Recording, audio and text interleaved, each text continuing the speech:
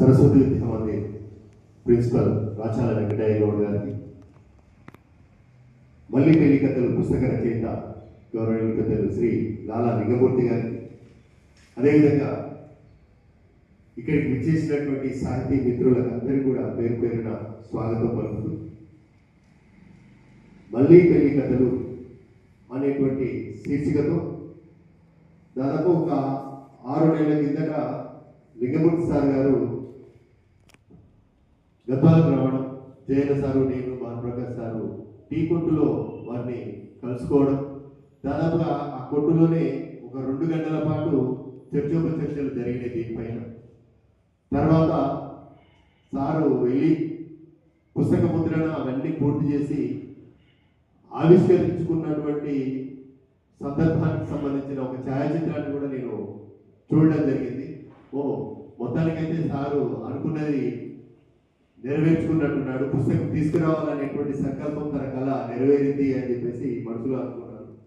తర్వాత కొంతకాలం తర్వాత జయల సార్ ఇట్లా లింగమూర్తి సార్ మళ్ళీ ఫోన్ చేశాడు, పుస్తక పరిచయ సభ ఇక్కడ గద్వాలో ఏర్పాటు చేద్దామంటున్నాడు, మరి దాన్ని ఎలా చేద్దాము అంటే, తప్పకుండా చేద్దాం సార్, మన గద్వాల లోపల సాహితీ అభిమానులు చాలా మంది ఉన్నారు, ఔత్సాహికులైనటువంటి రచయితలు ఉన్నారు, వారికి సరైనటువంటి వేదిక అందుబాటులో లేక, ఉన్నటువంటి వేదికలు సమయాన్ని ఇవ్వలేక,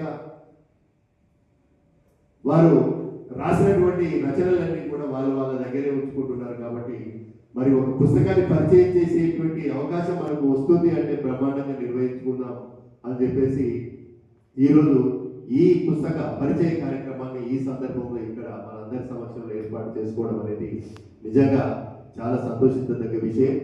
మరి మళ్ళీ పెళ్లి కథలు అనేటువంటి విషయానికి వస్తే, ఈ కథల పుస్తకం ఒక జయన సార్కి మాత్రమే సారు తెప్పించుకోవడం జరిగింది. దానిపైన తన అభిప్రాయాన్ని అప్పుడప్పుడు అంటే వారంలో ఎప్పుడో ఒకసారి కలిసిన సందర్భంలో అవ్వడం జరిగింది.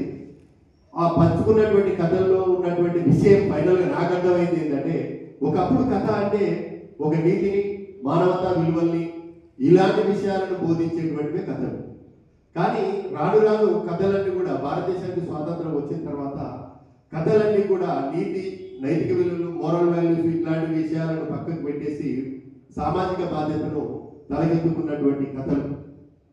అలా సామాజిక బాధ్యతతో ప్రజలను చైతన్యవంతం చేసేటువంటి అద్భుతమైనటువంటి కథలు రాసేటువంటి కవయిత్రులు, రచయితలు వస్తున్నటువంటి ఈ సందర్భంలో సమాజంలో జరుగుతున్నటువంటి ఇతివృత్తాలను, వాస్తవాలను పరిశీలించి, పరీక్షించి, తన ఆలోచనలు జోడించి అద్భుతమైనటువంటి కథలను రాయాలి అనేటువంటి ఆలోచనతో రాసినటువంటి లింగమూర్తి సార్ గారు మళ్ళీ పెళ్లి కథల రూపంలో సమాజంలో జరుగుతున్నటువంటి యథార్థ సంఘటనల ఆధారంగానే, ఇవి కథలు కాదు, సామాన్య జనాల యొక్క వెదలు అని చెప్పేసి మనం పేర్కొనవచ్చు.